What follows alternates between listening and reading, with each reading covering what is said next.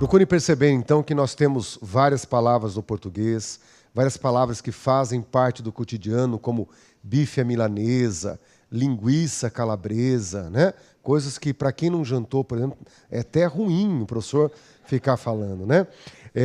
Nessa tarefa que eu fiz com a minha filha, falando da infância, né? Ela perguntou qual a sua comida predileta, né? E eu falei, exatamente igual a sua. Bife de casquinha e batatinha frita. Né? Ela também é o prato predileto de muita gente, com certeza. Bife de casquinha é o popular o quê? Bife à milanesa, né? Que é empanado. Bife à milanesa é o bife empanado. A parmegiana é o que vai ser empanado e ainda leva queijo e molho. Mas a milanesa é esse que é só empanado e frito, com baixa caloria, muito saudável. Né? Tá bem? Pode comer 10 que não tem perigo. Mas estão notando? Milanesa, bife é milanesa. A origem é Milão. Então, milanesa, eu sei que é com a letra S. Calabresa vem de Calábria, na Itália. Então, linguiça calabresa, eu sei que é com a letra S. Eu vou ampliando o meu vocabulário por causa dessas pequenas noções. Só que surgem, vamos colocar aqui, surgem palavras como essa, Você vai designar o cão. Como que você escreve pequenez no português? Com S ou com Z? Se você souber que existe uma cidade que indica a origem do cão, aí você não esquece mais. E a cidade que indica a origem é Pequim. Por isso que o cão é pequinês. E como indica a origem, olha lá, com S. Tranquilamente com S. Agora, se você designa alguma coisa que é pequena, se você designa algo que é pequeno, temos o substantivo abstrato pequenez. Se, por exemplo, uma mulher furtou um pão para alimentar o filho, a pequenez do furto impede a aplicação da pena. A pequenez da pena. Olha que maravilha, gente. Aí que a gente percebe, né? O português é difícil. Não é que o português é difícil. É que nós estamos falando de uma rica língua. E isso está aí transbordando. O que eu tenho é que ampliar o meu potencial. Eu não posso olhar os problemas e fingir que eles não existem. E se tiver uma coerência para discriminar, para marcar, né, as diferenças, é muito bacana. Eu me lembro que quando eu comecei a trabalhar com direito, eu tinha que fazer revisão de materiais, revisão de apostilas. Era terrível, gente, porque, né, aprender a língua escrita é complexa. Criar vocabulário é complexo, mas quem entra no direito é como se reaprendesse uma língua. Né? Você está vendo um português, mas um português diferente. E daí, lá aparecia no documento, né, algumas palavras, daí aparecia ebriez. Falei, puxa, o que é ebriez? E daí eu fui ao dicionário, ebriez é o substantivo abstrato de ébrio. Música cantada por Nelson Gonçalves, todo mundo conhece. Tornei-me um ébrio, né? Ébrio todo mundo conhece. De ébrio nasce a palavra ebriez. Então você pode usar tanto embriaguez como ebriez. Então, cada dia que vivemos, não há dúvida, é a chance de nova palavra, nova aprendizagem, tá bem? Você não pode perder de vista que você não vai aprender tudo, mas não pode esperar. Tem que ir ao encontro. Tudo isso está aí se formando na nossa língua. Notem que nós temos, então, várias regras e eu tenho que registrá-las, ajudar a memória na fixação. Vamos aproveitar para falar de uma regrinha que é legal diante do que nós já vimos. No português, você tem alguns verbos terminados em NDR. Esses verbinhos vão criar alguns substantivos e esses substantivos são muito estranhos no português, porque eles vão formar palavras terminadas em são com a letra S. Como isso não é normal no português, é aí que você tem que aplicar uma atenção, né, um pouco acima da média. Esse som são é normal com C cedilha, mas com S não é. Então, por exemplo, se nós temos o verbo apreender. Apreender.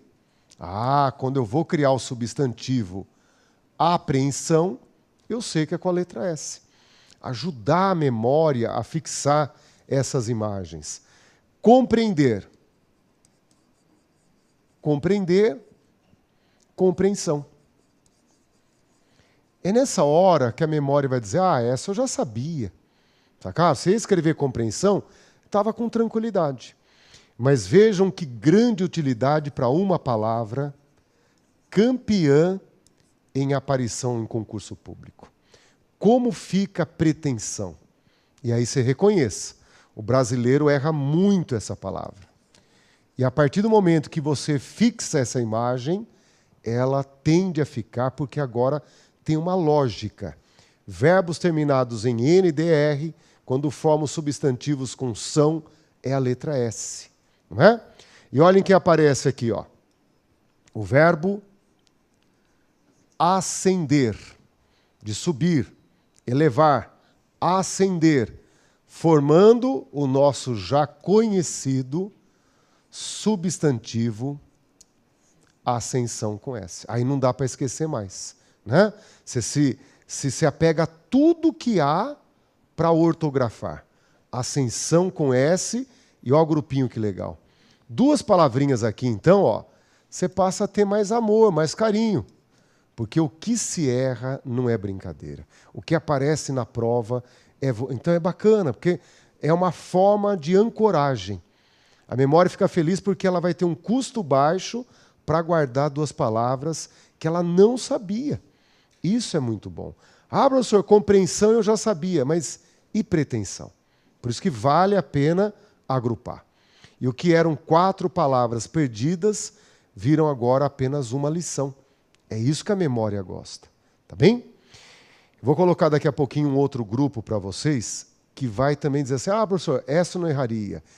Mas vai chegar uma lá e falar, professor, essa se cai na prova, eu acho que erraria. Vocês vão ver exatamente o que vai acontecer agora. Ó. Esse é um primeiro grupo que forma uma correlação. Tá bem? Já copiaram? Tudo bem? Vamos colocar um segundo aqui. Ó. Um segundo grupo muito legal, que eu gosto muito, são verbos derivados de ter. Verbos que nós já trabalhamos na acentuação. Já comentei deles na acentuação. Esses verbos derivados de ter vão formar substantivos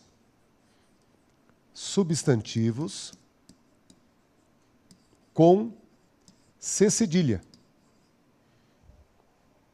Você fala, professor, eu acho que eu não erraria. Então vamos ver, vamos lá, vamos fazer esse teste aí. Ó. Você tem um verbo como conter, que como já vimos na acentuação, está revendo agora, na conjugação volta a ver, na concordância volta de novo. Então, isso vai se fixar na tua memória, por vários motivos. Conter é derivado do verbo ter. Por isso que contenção, tranquilamente com C cedilha. O verbo deter, derivado do verbo ter. Detenção, C cedilha. O verbo obter, obtenção, C cedilha. É como se a memória caísse naquele automático. Você forma uma intimidade com um grupo e esquece, começa a funcionar sozinho. Reter,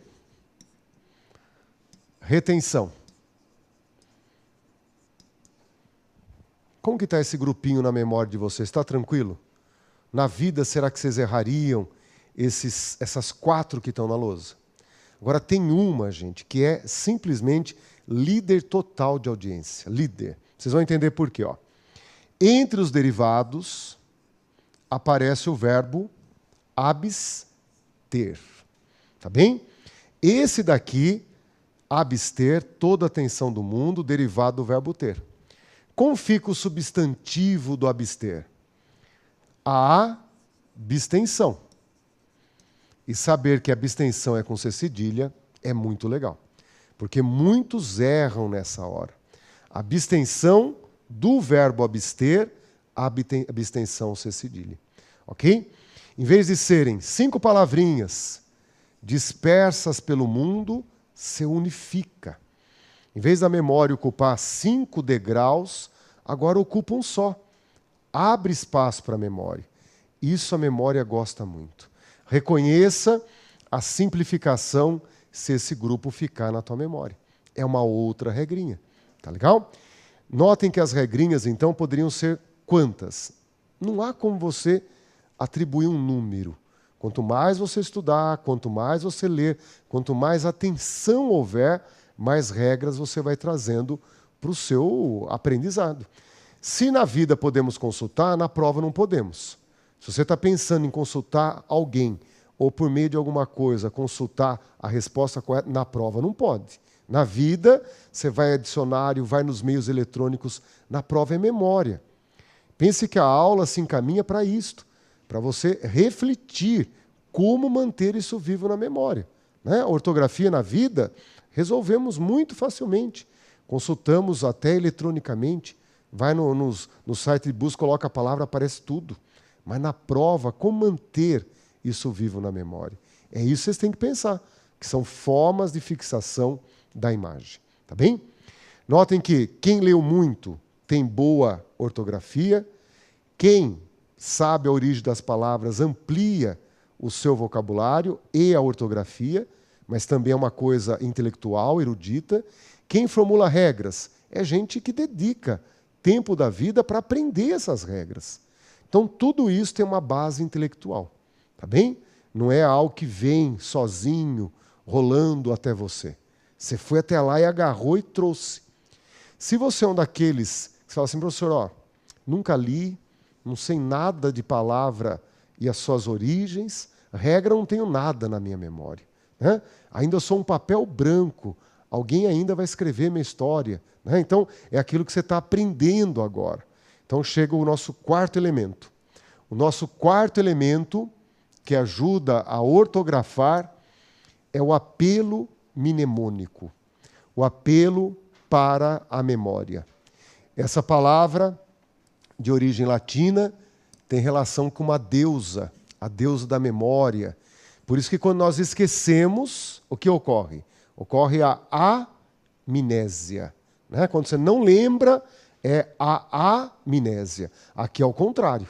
Eu quero que vocês lembrem. Né? É o apelo para a memorização. Tá bom? Eu vou contar uma grande falha da minha vida, mas espero que essa grande falha contribua com vocês. Durante a minha vida, boa parte dela, eu não consegui escrever a palavra chuchu. Tá bem? Né? Você pode até achar engraçado, mas era terrível para mim.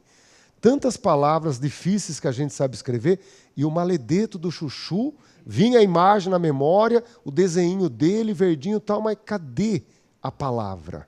Né? E às vezes o aluno vem com prova dizendo, professor, qual que está errada? Aparece lá o chuchu, eu não conseguia dizer se era com X ou com CH. Até que um dia eu li um autor que falou assim, ó, a Xuxa, que é tão distante da nossa realidade, da nossa vida, do que somos, os nossos protótipos, ela é grafada com a letra X. Tipicamente, letra nacional, letra X. E o chuchu, que é o produto mais nacional que nós temos, estranhamente grafado com CH. Graças à Xuxa, portanto, eu nunca mais esqueci a grafia de chuchu. Sacar que loucura? Então você vai dizer assim, professor, então a Xuxa que forma o chuchu? Não, pelo amor de Deus. Não há nenhuma relação de origem. Também não digo assim, professor, que legal, que inteligente. Ao contrário, isso é sinal de burrice. Tá bem? Por isso que dá vergonha falar.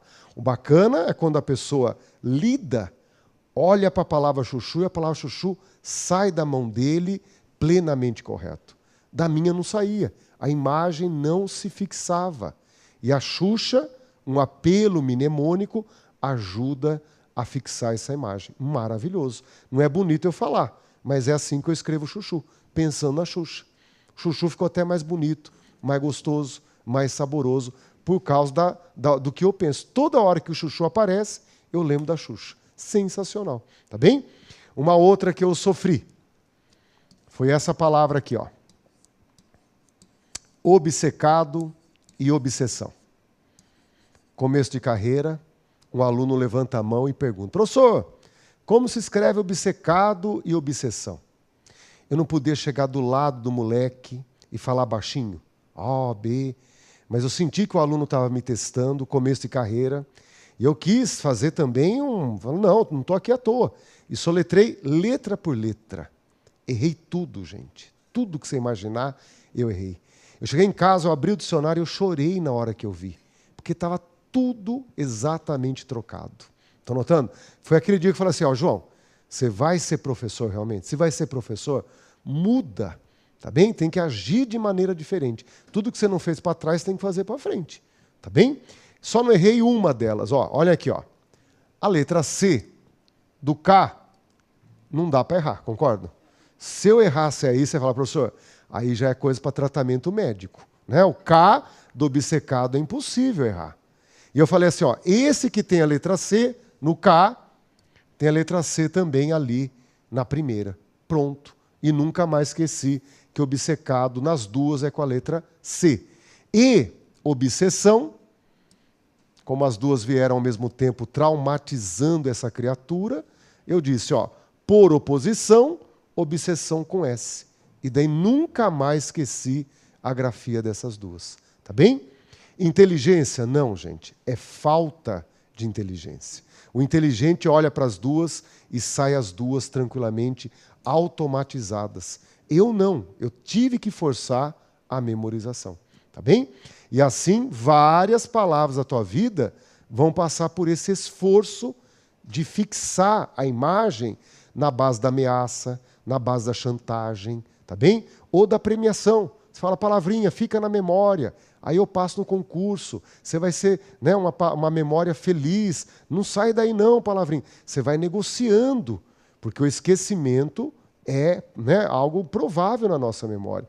A fixação é estratégica. Eu tenho que criar meios de memorização. Tá legal? É aí que você chega, então, na clássica palavra mal com L e mal com U. Em algum momento da sua vida escolar, um professor, um bom professor, um caridoso professor, te ensinou uma forma de ortografar mal com U, mal com L. Dá para confiar na memória agora? Não, não dá para confiar. A ortografia dessas duas desafia a nossa memória. Então alguém veio e disse, troque por antônimos. Quando couber bom, é mal com U. Quando couber bem, é mal com L. E assim seguimos a nossa vidinha, nunca mais errando mal com U, mal com L. Graças aos antônimos, bom e bem. Hoje, quando você escreve mau humor, sai corretamente por quê?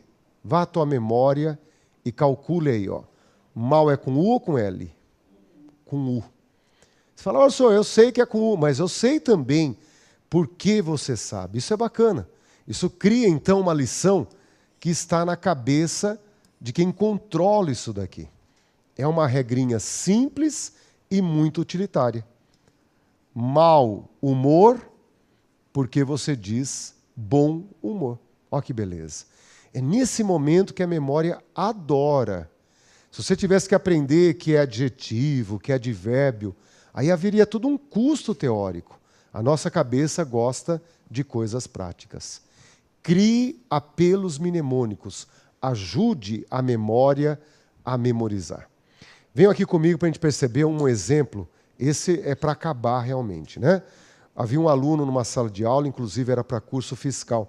Era um aluno que tinha alguns probleminhas mentais, porque o normal... Não, podem ficar tranquilos, que isso faz muito tempo, o aluno já está em outra, se Deus quiser, já foi aprovado também. Mas ele contribuía de forma humorística. Então ele reconhecia as suas dificuldades mentais, mas ele não perdia o humor diante das adversidades. Então ele participava e fazia a classe rir o tempo todo. Professor, e lá vinha alguns comentários que terminavam sempre em coisas engraçadas. Um dia eu estava ensinando a diferença entre usar ao encontro de e de encontro a. Vamos colocar na lousa isso daí. Percebam que essa expressão, ao encontro de e de encontro a, elas foram feitas para te confundir. Parece que elas foram feitas especialmente para cada um de nós, para dizer, ó, você vai me confundir. E qual que é o problema dessas duas? Vocês sabem o que significa ao encontro de? Vocês têm na memória aí, mais ou menos? Ao encontro de? Não. Será a favor de alguma coisa. Então, quando nós estamos usando ao encontro de, é porque você tem a mesma opinião, o mesmo ponto de vista.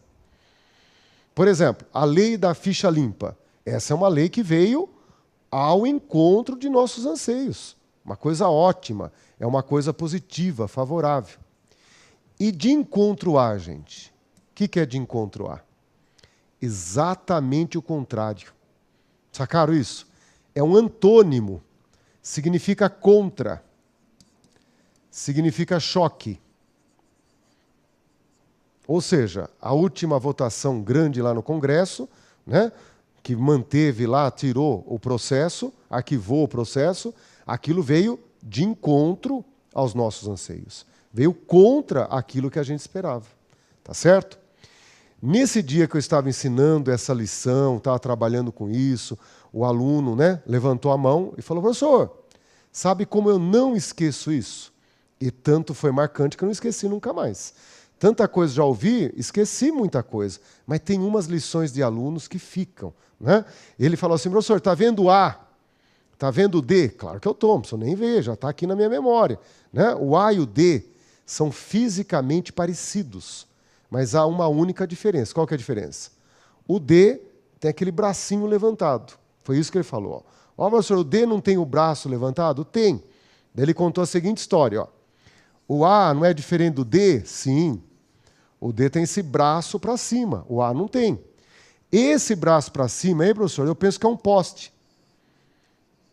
E o carro tromba, né, o carro bate exatamente onde? No poste.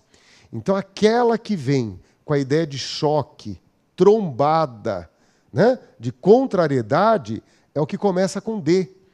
Olhem a fantasia, para a pessoa não esquecer a expressão de encontro a. De encontro a, na memória dele, bracinho do D, poste e trombada. Olha. Né? Então você não pode olhar para isso e falar assim, ó, nossa, professor, isso aí é inteligente. Não. Isso aí você está gastando neurônios maravilhosos, né? Em vez de já bater o olho e saber o que é, ó, o exercício mental, mas não importa.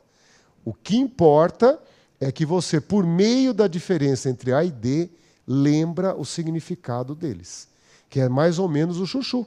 É a mesma coisa, né? O chuchu remeter a Xuxa na minha memória. O importante é ortografar. No semestre anterior, houve uma coincidência, né? Eu estava trabalhando isso em uma aula para a área fiscal também, e a aluna foi fazer uma prova.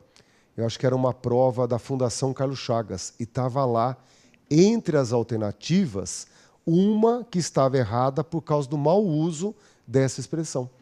Então ela até brincou, que ela falou, professor, se a prova fosse daqui a alguns meses, eu teria esquecido. Como a aula foi na semana, ela fez a prova no domingo, encaixou. Ela falou, acertei a questão, esta era a alternativa errada, e eu lembrei por causa da aula. Né? Então, o nosso objetivo, gente, não é a memória de curto prazo. Você tem que manter uma memória operária aí, ó, trabalhando até o dia da prova.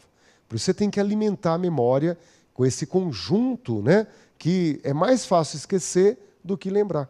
Então o aluno viajou na maionese, mas é algo que resulta numa forma de memorização. Lembrar do D, lembrar de um poste, de uma trombada, né? Cada um usa as armas que tem. Funciona. Né? Assustei aquele dia pelo exercício cognitivo que ele tinha para chegar a esse resultado. O importante é que na hora que você escreva, a palavra apareça, né, da maneira ortográfica, da maneira correta. A história que levou você a ortografar não interessa a ninguém. O importante é chuchu sair com CH. É isso que vale. A razão para chegar até lá são ricos e variados. Amplie o seu vocabulário, tá bem? É por isso que você vem comigo, então, agora, ó, e deságua nesse problema que é o ponto, né, máximo das nossos problemas ortográficos. Palavras homônimas e parônimas. Quando você pegou palavras como mal com L, mal com U, você atingiu esse grupo. Esse é o grupo que vai trazer a grande dificuldade. Palavras homônimas são palavras com igualdade. São palavras que têm algum tipo de igualdade. E a igualdade que nos incomoda é quando o som é igual. Quando o som é igual, isso nos incomoda muito. Por exemplo, senso e senso. Como que você faz aí? O censo de cima é o censo do IBGE. Isso. Agora, isso que é bacana agora já dá para a gente discutir. Como que você lembra isso daí? Automatizado, não é automatizado? Você é uma pessoa erudita, intelectual. Estão notando? Você bate o olho na palavra e fala, professor, esse senso com C é o que o IBGE faz. E o senso com S significa que a pessoa agiu com bom senso, né? Então a gente tem na memória e sai automaticamente. E quem não tiver? Quem não tiver tem que rezar bastante, né? Ter muita sorte, ou ajudar a memória a fixar. Então, numa etapa da minha vida, eu falei, ó, vou grudar a palavra conta. Vou grudar a palavra conta nesse senso, porque conta é com C, senso com C é conta. É o que nós chamamos de apelo mnemônico, ajudar a memória a fixar a imagem. E senso com S é juízo. Quando a pessoa age com bom juízo, age com bom senso, diferente do censo demográfico, que é a contagem da população. Mas notem que ao pronunciar censo, sai exatamente o mesmo som. Isto daí, palavra homônima. Isso aí a banca agora ela sorri. A banca se faz muito feliz. Essa é uma parte importante do concurso público. Preciso alimentar o papel e a memória com esses problemas. Mas não é? a igualdade na pronúncia, C de sede cai aonde? Como? Sede. C de sede são iguais apenas na escrita e não no ouvido. Ela não é homônima. É homônima porque é igual na escrita. Então nós vamos ter, é que eu não entrei nos detalhes, né? Mas existem as homônimas homógrafas e homófonas. Daqui a pouco você fala, professor, vamos montar um zoológico, né? Por quê? Ó, homófonas, que o som é igual. Homógrafas, que a escrita é... Então, quando o professor não fala, é porque tem algum problema grave, né? Tá bem? Agora, percebam, palavras parônimas. Uma palavra como ratificar. Ratificar. E retificar, elas são apenas próximas, parecidas, né? Há uma diferença. Ratificar, confirmar. Confirmar. Retificar, corrigir. Parônimas, então, são aquelas que são parecidas. Mas, mesmo assim, estão naquela proximidade para produzir confusão. Né? Você já está ali sentindo que elas têm a essência da confusão. Mesmo que você consiga aí, né, ter uma grande diferença, apesar do som ser próximo. Ratificar, retificar. Tá bem? Eu não sei a experiência de vocês em concurso público, mas esse é o grupo ortográfico que você tem que ter uma vigilância redobrada. Se o concurso vai atrás de problema, esse momento a banca não precisa nem andar muito. O problema é inerente. São parecidas, são iguais. Deus me livre, gente. É um momento em que o problema é natural, é próprio da língua portuguesa. Tá bem? Vamos à lousa, então, para observar alguns probleminhas que surgem com essas parônimas e homônimas. Olhem lá. Esse é um recorte no jornal. Nós sabemos que o jornal tem toda uma tecnologia para controlar isso, mas é a hora que a máquina não controla. Porque você tem mal com U e mal com L. Tá bem? Julia Roberts vive fase mal-humorada. A Julia Roberts é uma mulher encantadora, né? Notem que ela não está com a cara boa. E a razão está ali, naquele mal. Aqui você não diria bem-humorada? Se você diz bem-humorada, você tem que dizer, então, mal-humorada. Mal-humorada ali com a letra L. Né? O hífen. O hífen ocorreria em ambos. O hífen, pensa assim, o hífen é uma lição que você pode aprender, posso até fornecer um material para vocês, mas eu não trabalho em sala de aula por causa da incidência em prova. Como é pouca questão, você vai gastar metade do cérebro para aprender e de baixa chance de cair na prova. Tá bem? Mas, por exemplo, se é uma carga horária mais extensa, eu pelo menos cito algumas regrinhas de uso de hífen, que ajudou muito na nova ortografia. Agora, quem escreve, quem vive da língua escrita, é legal ter um materialzinho que eu posso dispor para vocês. Tá legal?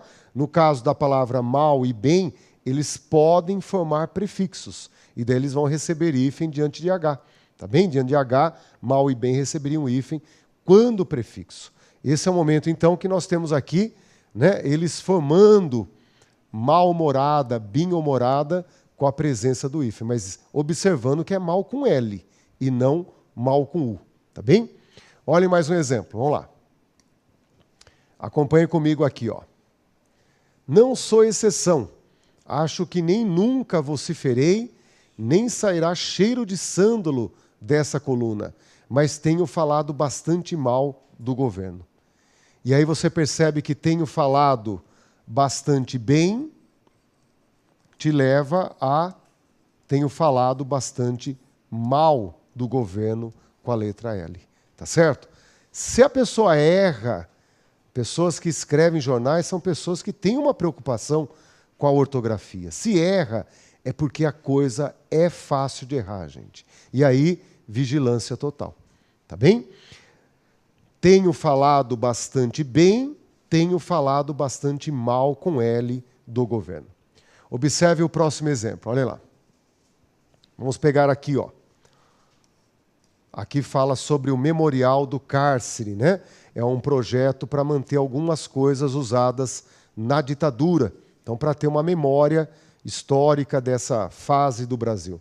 O projeto prevê a criação de um Memorial do Cárcere e 6 celas serão mantidas como registro da prisão política.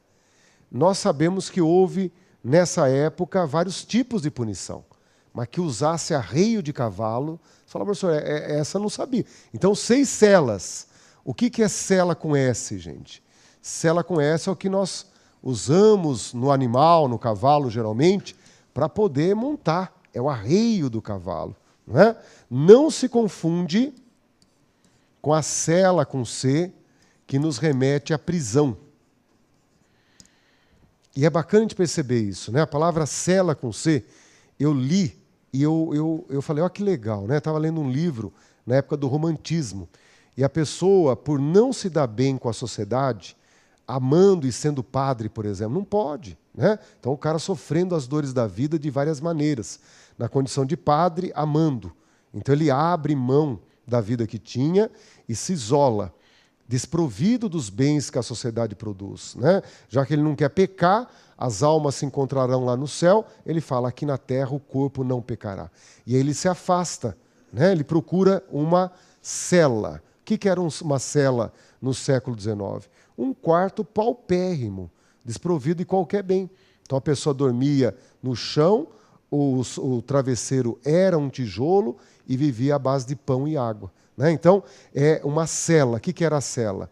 Um quarto totalmente desprovido de qualquer bem. E é o que a gente vê hoje realmente na prisão. Né? Você olha aquele inferno aqui na Terra, desprovido de qualquer chance de reabilitar o ser humano, ao contrário. Né? Cada um que entra lá sai 1000 vezes pior. Então, a cela com C, na sua origem, remetia a esse quarto simples, desprovido de qualquer bem. Tá bem? Então, notem que a cela com C remete ao que nós chamamos hoje de prisão. Tá bom? Vamos ao último exemplo aqui. Ó. Olha lá. Esse exemplo é importante para a nossa vida, hein? Isso cai muito em concurso. com todo o formalismo prescrito pela lei civil, no caso de eminente risco de vida. Eminente risco de vida. Eminente significa alto, principal. E daí, por tabela, virou um adjetivo elogioso. Quando você quiser puxar o saco de alguém, lasca o eminente aí. Passa a designar ilustre, excelente. É uma forma elogiosa. Tá bem? O eminente juiz, o eminente fulano de tal, joia, perfeito. Agora, quando você usa iminente, olha lá, novamente um aluno falou, professor, eu não esqueço, porque eu grudei iminente na palavra imediato.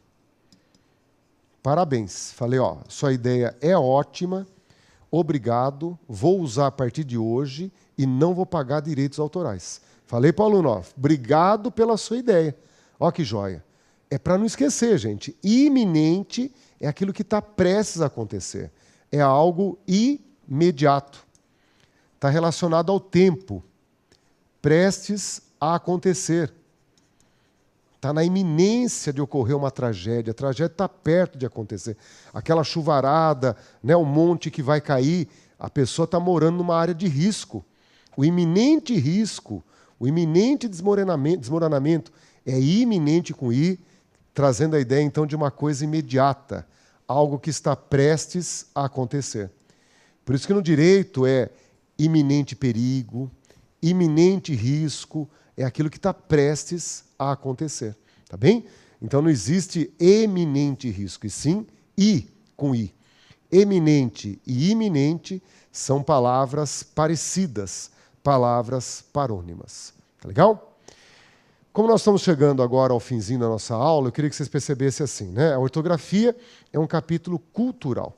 Quando nós aprendemos um idioma, o primeiro problema é exatamente a sua ortografia. Né? Você pega o inglês, fala-se de um jeito, escreve-se completamente diferente. Francês também tem esse problema. Então nós temos, dentro da nossa aprendizagem, né, um problema em cada idioma. Só que quando nós vamos para o concurso público, é aí que você faz uma filtragem. O concurso público filtra a sua aprendizagem. Você tem um universo, mas nesse universo eu quero aprender ortografia para concurso público. Vamos à lousa, porque é isso que nos interessa. Olhem lá. Um plano oficial de educação pouco poderia fazer para alterar esse iminente risco de desintegração. Sem prejuízo para o sentido original do texto, o termo iminente poderia ser substituído por elevado. Se você vê a propaganda de um concurso público, nossa, professor, tantos R$1.000 de salário, sai da tua vida e entra na prova. O que você faria lá na prova diante dessa questão? Faria como qualquer um de nós. Pegaria a palavra elevado e colocaria no lugar de iminente. Como ficaria a frase daí? Um plano oficial de educação pouco poderia fazer para alterar esse elevado risco de desintegração. Dá sentido ou não dá sentido? Claro que dá. É porque você já sabe que a banca trabalha com isso. Você já sabe que a banca te empurra para o erro. Mas na prova, alternativa erradíssima. Não é a ideia de quantidade de risco. É a ideia de proximidade temporal. Aqui é imediato risco. É a noção de tempo, de proximidade em relação ao tempo. E não se é pouco ou se é muito risco. Ali pode ficar tranquilo que o morro não cai. Não, não é a ideia de quantidade, é a ideia de proximidade. Posso trocar iminente por elevado? Não, porque eu altero o sentido da frase. Na prova, alternativa errada. Se eu estou lá na prova no domingo, eu falo, acertei a número 2. Né? Chega a terça-feira que sai o gabarito, qual que é a sensação? De traído, de enganado. É isso que faz o concurso. Coloca uma palavra que se encaixa perfeitamente. Por isso que é algo que eu tenho que estudar. Eminente e iminente fazem parte da sua preparação. Veja um outro exemplo. A iminência de uma crise bancária é capaz de afetar e contaminar todo o sistema econômico. A palavra iminência está empregada no texto com o sentido de proximidade no que se refere a intervalo de tempo. A iminência é aquilo que está prestes a acontecer. Traz, então, uma ideia de proximidade temporal? Opa, 100%. Alternativa correta. Iminência, iminente, é aquilo que é próximo de acontecer. Aquilo que está prestes a acontecer. Tá bom? Para nós fecharmos o encontro de hoje, vamos fazer essa última questãozinha, então. Vamos lá. Essa última questão mostra a diferença entre usuário, estudante e candidato. Veja onde você está se encaixando ali. Se você é usuário do português, é estudando português ou é candidato a concurso público. Nessa questão, qual é a alternativa correta?